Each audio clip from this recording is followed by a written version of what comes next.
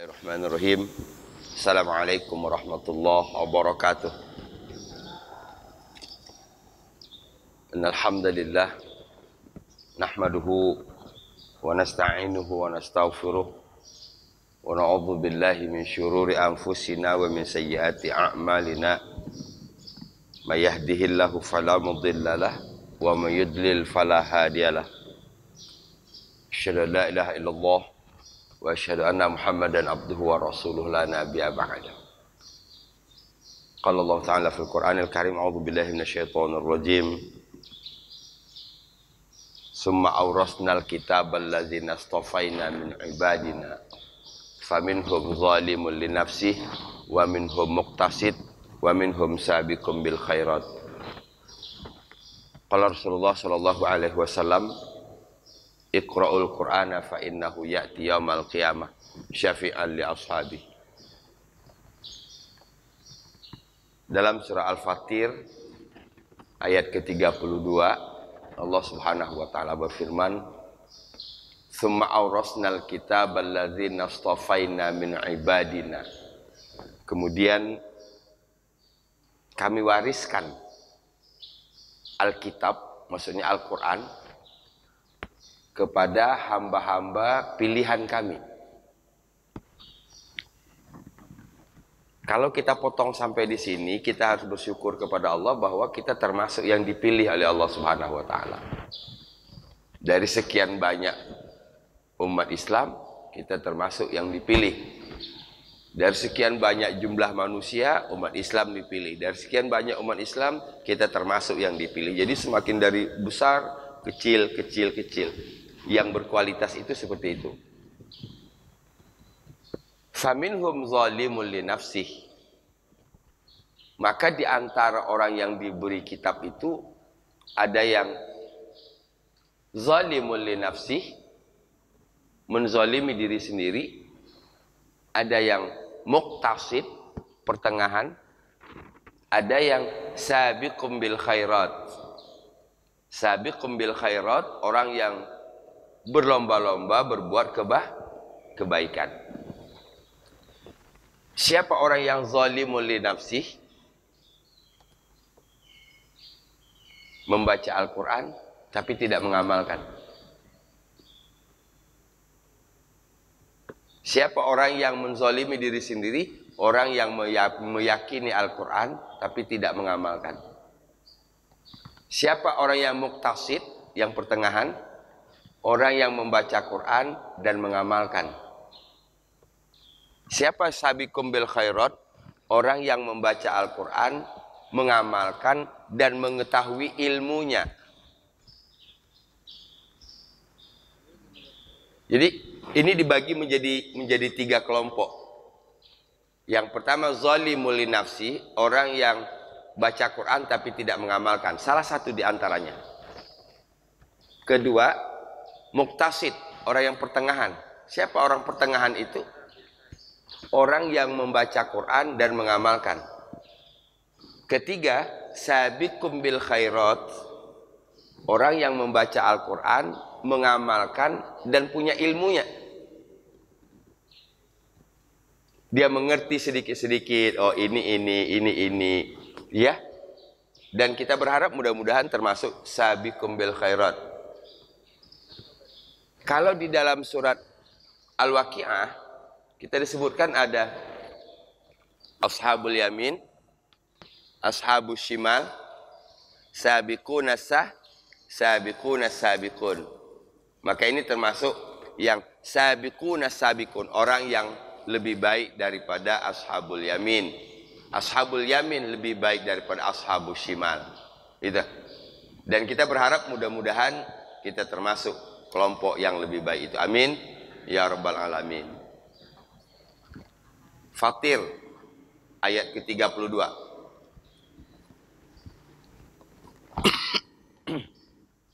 Sahabat Quran, sebelum kita mulai, saya mohon keikhlasan doa. Insyaallah ini kameramen kita mungkin minggu depan sudah tidak bersama kita lagi. Berangkat ke kerja di Mekah, di Arab. Saya kerja di Arab. Kontrak 2 tahun. Ya, kita doakan mudah-mudahan sukses. Ya, sukses itu ada dua. Kalau sukses materinya mungkin tidak seberapa, tapi yang harus lebih banyak 2 tahun itu harus dapat ilmu sebanyak-banyaknya. Gitu. 2 tahun di Arab kurang harus bisa bahasa Arab, itu aja kesimpulannya. Ya, 2 tahun di Arab pulangnya harus bisa bahasa Arab. Ya, dan mudah-mudahan nanti kita umroh kita ketemu di sana. Ya, dia barista nanti kita ngopi di sana. Amin ya rabbal alamin. Ya ila hadhihin ya wa ala kulli niyatin salihah. Al-Fatihah. Al-Fatihah. A'udzu billahi minasyaitonir rajim. Bismillahirrahmanirrahim. Alhamdulillahi rabbil alamin. Ar-Rahmanir Rahim.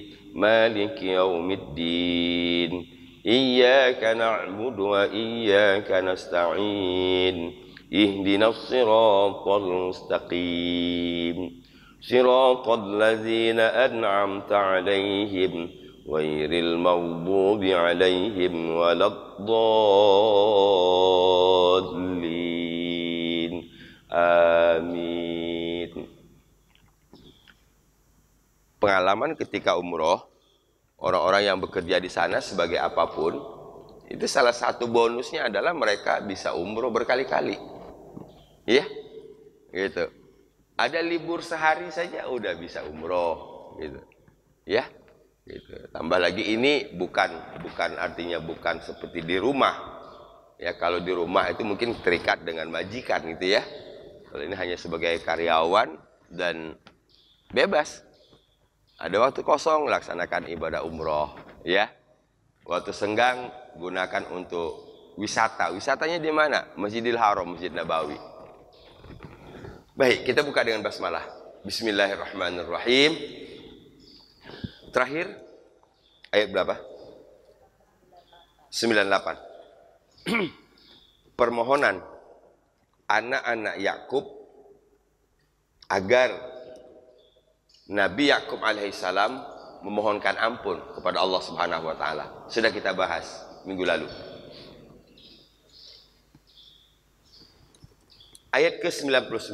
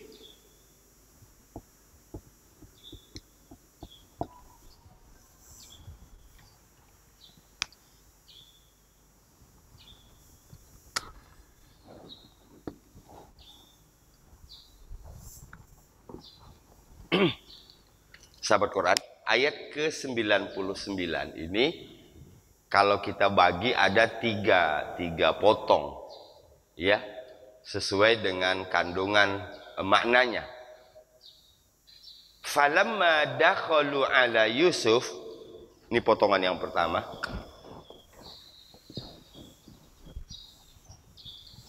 Maka Lama ketika. Lama ketika atau tatkala. Jadi falamma maka ketika, maka tatkala dakhalu dari kata dakhala ini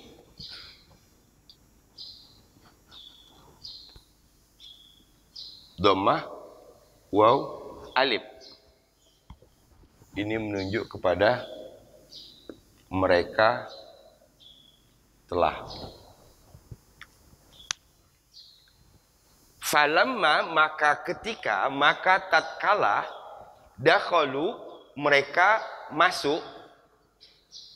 Mereka masuk di sini, merekanya di sini adalah Yakub dan putra-putranya. Ya, Yakub dan putra-putranya. Ala Yusuf kepada Yusuf. Jadi masuk di sini mungkin dalam bahasa kita masuk ke istana Yusuf, masuk ke ruangan Yusuf. Itulah.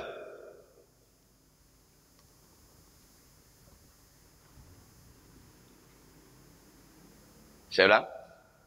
Falamma maka ketika, maka tatkala dakhalu mereka masuk. Siapa merekanya? Yakub dan putra-putranya. Ala Yusuf ke ruangan Yusuf, ke tempat Yusuf. Boleh? Sampai di situ bisa dipahami?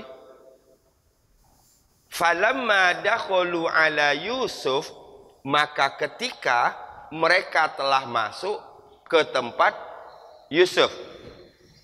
Sampai situ paham? Saya rasa tidak sulit. Awa ilaihi abawaihi. Awa ilaihi abawaihi. Awa ini asalnya melindungi, tapi di sini dimaknai, diterjemahkan dengan menggandeng. Ini di dalamnya ada dia.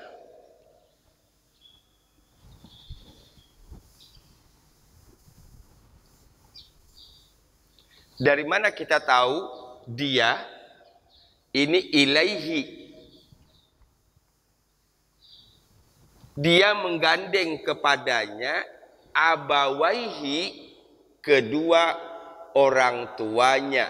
Ininya ini kembali ke sini.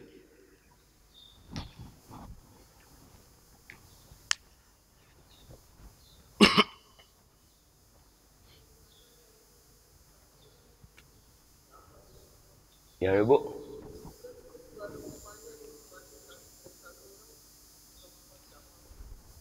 Iya. Falamma dakhalu ala Yusuf maka tatkala mereka, tadi paham mereka? Yakub dan keluarga anak-anaknya masuk ke tempat Yusuf, awa ilaihi abawaihi. Dia menggandeng, dianya di sini kembali ke Yusuf.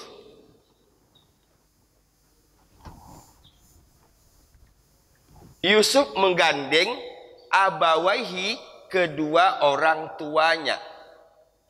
Kalau kita lihat dari ayat sebelumnya, kita tidak menemukan cerita tentang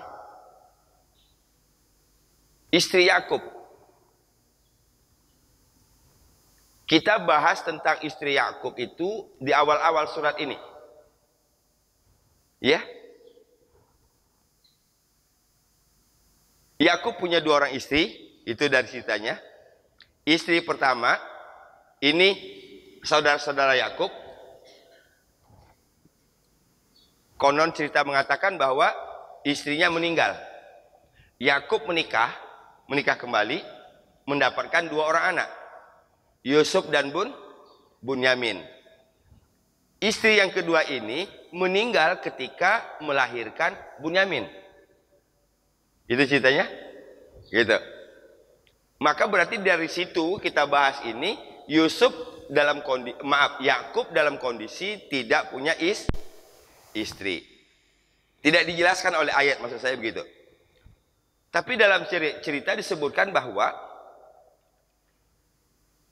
istri Yakub yang kedua Berarti ibu dari Yusuf dan Bunyamin itu punya adik perempuan.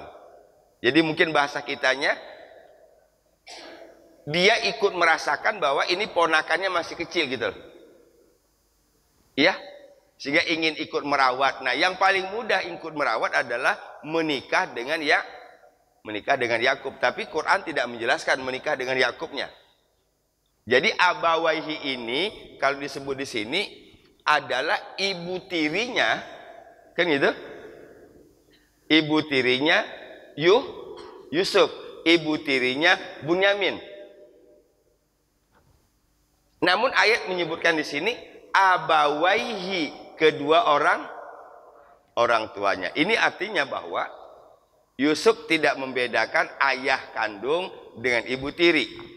Begitu rombongan dari daerah datang masuk ke Mesir, masuk ke ruangan Yusuf, Yusuf langsung menggandeng kedua orang tuanya ini. Sampai di situ paham?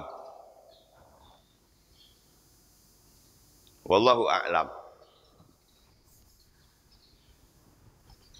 Awa ilaihi abawaihi falamma, maka ketika dahulu mereka masuk ala Yusuf, ke tempat Yusuf. Ini artinya ketika rombongan dari daerah tadi sampai ke tempat Yusuf, Yusuf langsung mengambil sikap. Awa ilaihi abawaihi, Yusuf menggandeng kedua orang tuanya. Jadi salah satu yang dimaksud di sini dalam tafsir disebutkan orang tuanya ini adalah orang ibu tirinya. Yang salah satu riwayat mengatakan adik dari ibunya Kalau bahasa kita apa ya? Bibi ya. Nah, bibinya yang kemudian dinikahi oleh Yakub. Karena tidak mudah juga ya untuk mengurus baby. Fahim?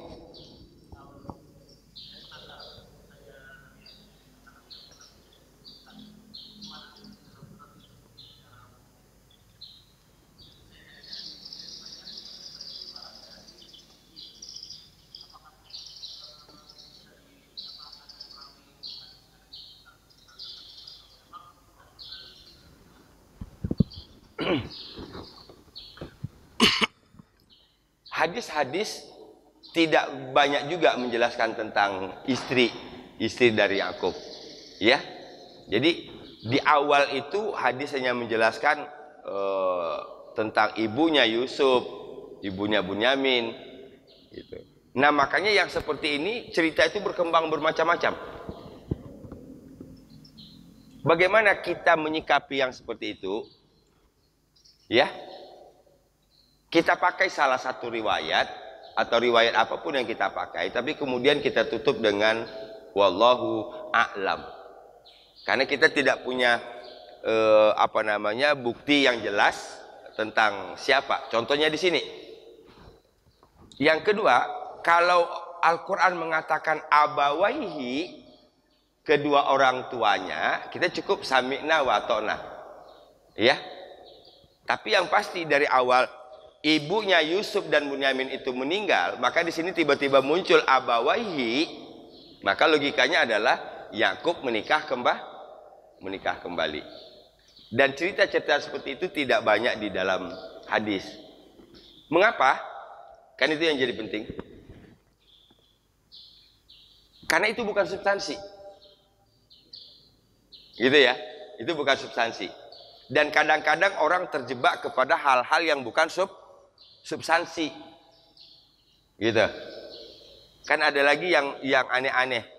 Nabi Adam dan Siti Hawa menikah, betul? Siapa saksinya? Siapa walinya? Apa maharnya? Nah, ini kan pertanyaan-pertanyaan yang ya udah, kalau nggak dijelasin sama Allah nggak usah dicari-cari. Yang pasti manusia saat itu baru berdua. Dari mana datang saksi dan wali? Coba. Fahim? Nah, gitu. Jadi hal-hal seperti itu muncullah namanya Israiliyat. Israiliyat itu cerita-cerita yang tidak punya landasan yang kuat. Dan itu kadang-kadang hanya berkembang dari mulut ke mulut. Gitu. Jadi kita cukup misalnya kita membaca tafsir Ibnu Katsir, apa yang dinukil Ibnu Katsir itulah yang kita pakai. Jadi artinya Ibnu Katsir pun sudah menyeleksi dasar-dasar riwayat-riwayat yang sahih atau tidak. Gitu ya. Gitu. Oke, 2 poin. Falamma dakhalu ala Yusuf, maka tatkala mereka masuk ke tempat Yusuf, saya melihat di sini adalah spontanitas Yusuf, itulah. Ketika rombongan ini masuk, Yusuf langsung mengambil si awa ilaihi abawaihi. Yusuf menggandeng kedua orang tuanya. Nah, yang utamanya menurut saya bukan membahas siapa orang tua yang dimaksud di sini, kedua orang tua. Kalau satu pasti Yakub. Berarti ibunya siapa? Itu bukan substansi.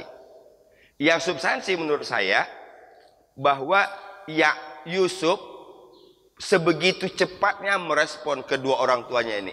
Apakah orang tua tiri? Pasti orang tua tiri, karena ibunya menurut sejak riwayat yang sahih itu sudah meninggal ketika melahirkan Bunyamin. Apakah orang tua angkat? Wallahu a'lam. Tapi siapapun itu, Yusuf care. Faham maksud saya? Ya? Yusuf peduli. Yusuf perhatian. Itu yang jadi poinnya. Sekarang jangankan ibu tiri, ibu kandung aja kadang-kadang datang, disuruh asisten, jemput orang tua saya di bawah, suruh dia ke ruangan. Yusuf kan raja di sini kan, betul nggak? Sebenarnya Yusuf bisa panggil orang, tapi tidak. Apa yang kita lihat? Awa ilaihi abawaihi. Yusuf menggandeng. Ya, nah ini barangkali yang perlu kita ambil pelajaran, keteladanan, nilai-nilai kesolehan Yusuf sebagai anak. Ya.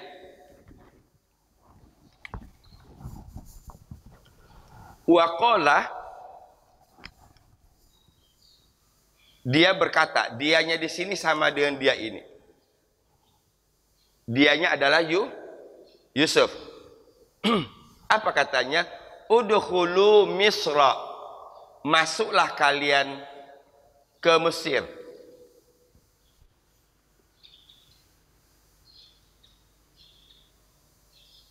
Atau mungkin bahasa kita ini adalah welcome to Mesir. Iya, selamat datang di Mesir, begitu barangkali. Ya, karena dia sudah menggandeng kedua orang tuanya dan keluarganya tadi. Udkhulu Misra, datanglah kamu, masuklah kalian ke Mesir. Insya Allah. Jika Allah menghendaki, aminin, orang-orang yang aman. Aminin, orang-orang yang aman. Ini artinya garansi dari Yusuf. Kalian masuk ke Mesir, keamanan ditanggung jawab oleh Yusuf. Insya Allah aman.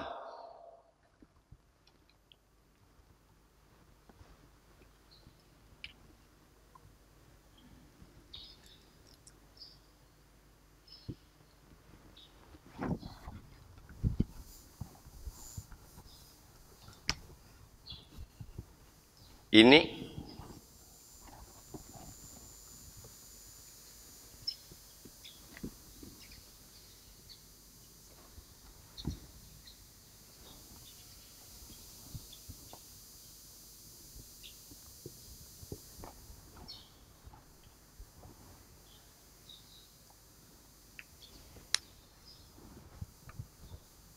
dua hal yang beda. Kalau amin, ini kabulkanlah. Amin, kabulkanlah. Tapi kalau amin, aman. Amin, aman. A-nya panjang, mi-nya pendek. Amin. Amin. Artinya aman.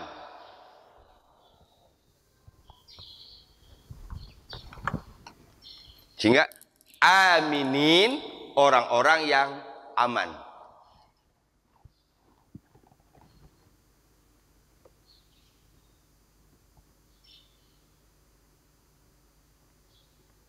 Jadi kalau amin kabulkan itu alif dan mimnya sama-sama panjang 2 harokat. Tapi karena mim itu di akhir, min itu boleh lebih dari 2 karena dia di akhir. Ya, zalimin itu asalnya mi itu cuma 2. Tapi karena dia di akhir ayat boleh lebih dari 2. Zalimin. Amin. Kabulkanlah. Tapi kalau amin, orang yang aman. Fahim?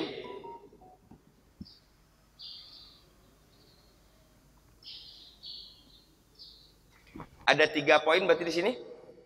Falamma dakhalu ala Yusuf, maka tatkala mereka masuk ke tempat Yusuf, merekanya tadi Yakub dan putra-putranya, awa ilaihi abawaihi.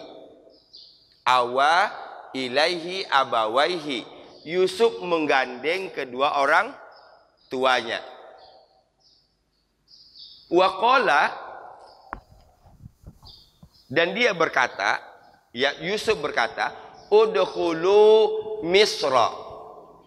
Masuklah kalian ke Mesir. Insyaallahu aminin. Insyaallah kalian aman. Sampai situ paham?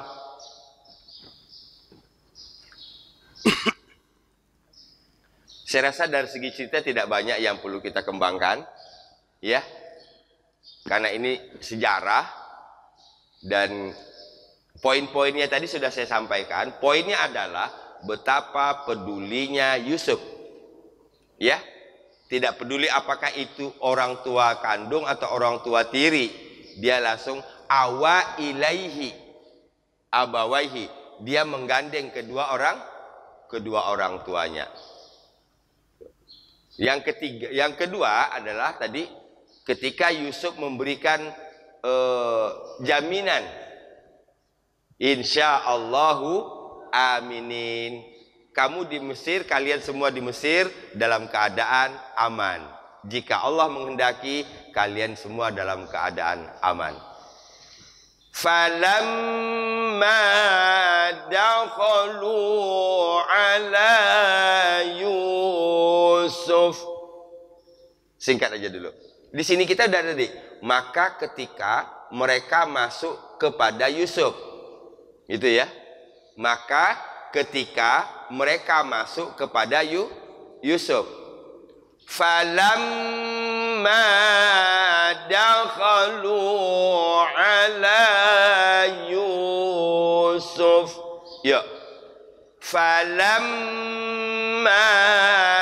dakhalu ala Yusuf. Lagi. Falamma dakhalu ala Yusuf. 1, 2, 3.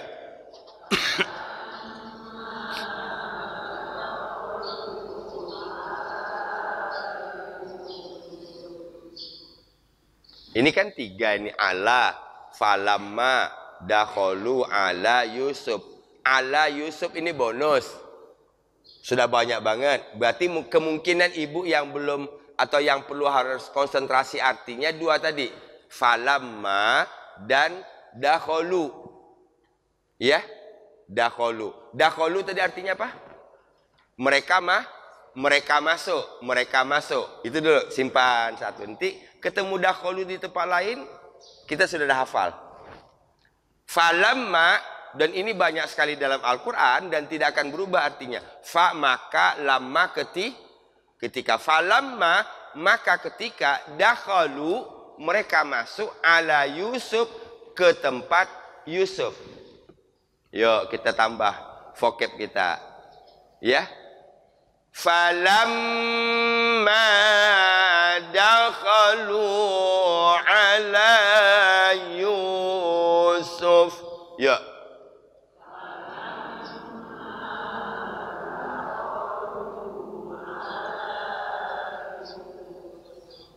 Sudah kita pindah di sini.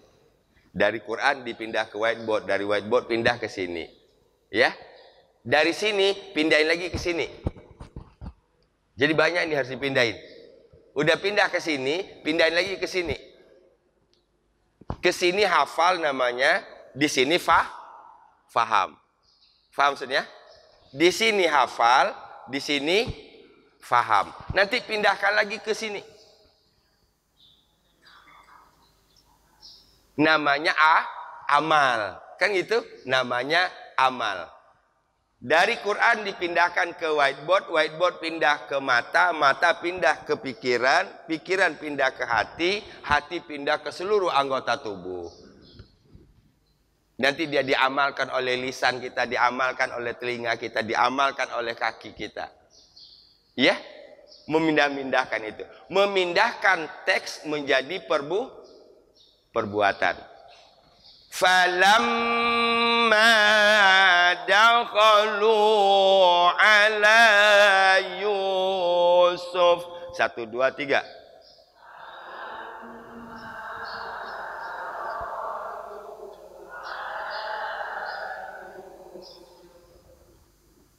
Awa ilaihi abawaihi.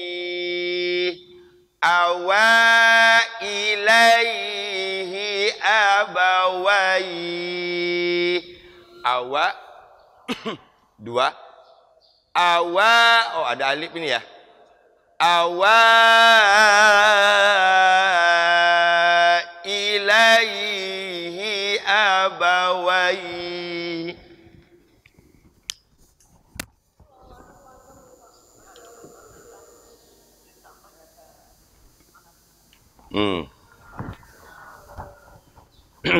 Lupa ini ada wa, 2 bersama dengan anza ya. Jadi 5 harokat. Awa ilaihi abawai. Ya. Awa ilaihi abawai. 3 kata sih sebenarnya. Awa ilaihi abawaihi. Awa ilaihi abawaihi. 1, 2, 3.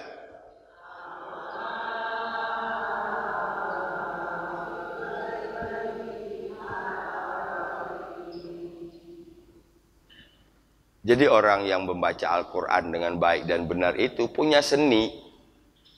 Gitu? Coba ibu rasakan. Misalnya ibu rasakan di pikiran dan rasakan di hati. Kalau saya baca, awa ilaihi abawai. Biasa? Biasa kan? Tapi ketika kita baca dengan cara baca atau tanda baca yang benar, awa ilaihi abawai. Beda.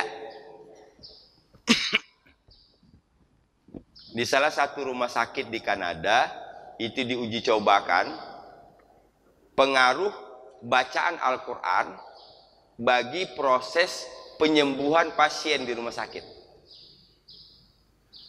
Salah satunya Quran dibaca dengan 3 bacaan. Pertama, Quran dibaca tanpa lagu.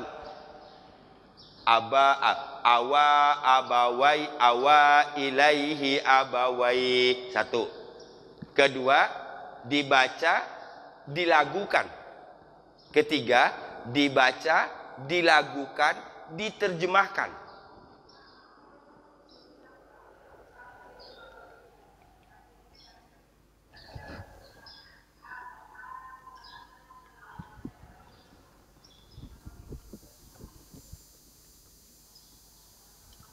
Iya. Ini.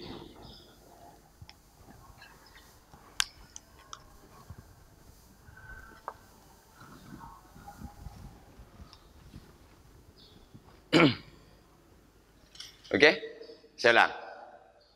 Dari 3 cara baca ini, ternyata yang paling besar pengaruh kepada proses kesembuhan pasien di rumah sakit adalah yang ketiga. Ini sudah lama, ini kalau nggak salah saya sebelum tahun 2000 ini. Ya, tahun 90 sekian ini diuji cobakan di sebuah rumah sakit di Kanada. Pengaruh bacaan Al-Quran kepada pasien. Maaf, pasiennya itu tidak termasuk orang yang mengimani Quran. Faham maksud saya? Dia bukan orang Islam, gitu loh. Pasiennya bukan orang Islam. Dibacakan Quran dengan 3 cara. Pertama, dibaca tanpa lagu. Kedua, dibaca pakai lagu.